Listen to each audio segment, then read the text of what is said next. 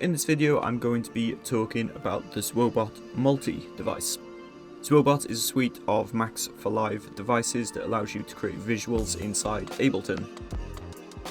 They just released version 3, and one of the, not new devices, but a refresh of a device was this Multi device.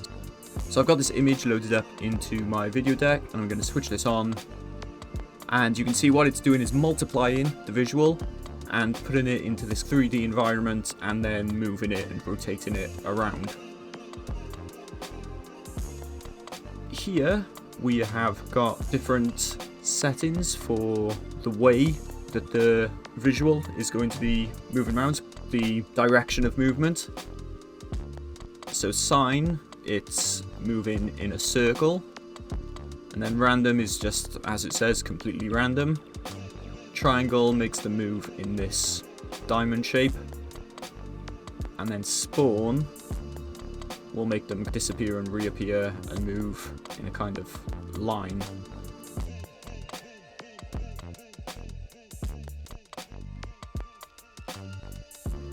Then we've got plane or disk. Plane will make them appear as a rectangular plane, and then disk will make them appear circular. Then we've got speed, which obviously controls the speed of the movement. Size controls the size of the entire patterns. And then we've got radius, which controls the distance between them. So when you make that very small, they all kind of come together. And then if you make them bigger, they're spread out more. But obviously you'll need to use the size dial. If you want to be able to see them all, you'll need to bring the size down as you turn the radius up.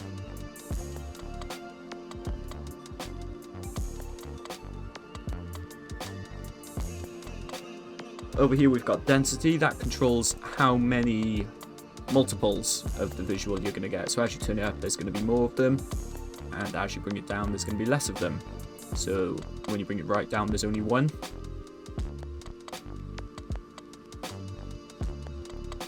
And then shake will make the movement of each individual one faster. So speed controls the rotation, and then shake controls the rotation of the individual visuals.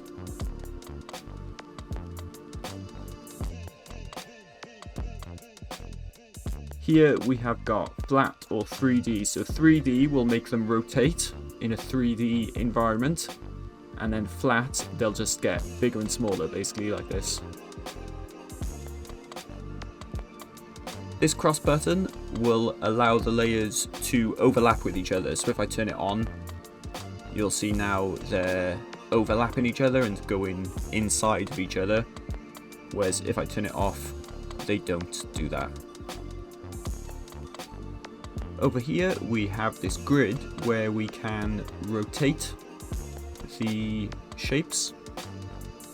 So you can move it around on the X and Y axes here, and that will rotate them. But what you can also do, if you click this little plus button up here, you can actually move the position of it as well. So you can change the position and the angle of it separately by flicking between these two grids.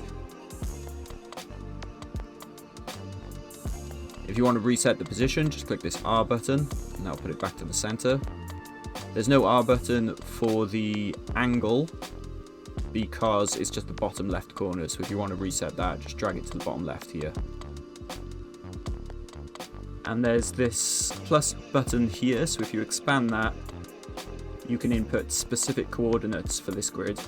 So I can put in 50 on the X axis, 50 on the Y axis. That will control both of them, both on the rotation grid and on the position grid.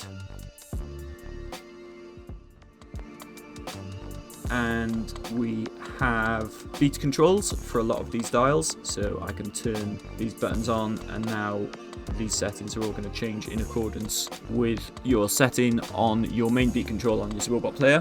So that's going to be synced to your project BPM. And we've also got audio responsive controls, so we can have these respond to the incoming audio, either the lower frequencies by selecting low or the higher frequencies by selecting high.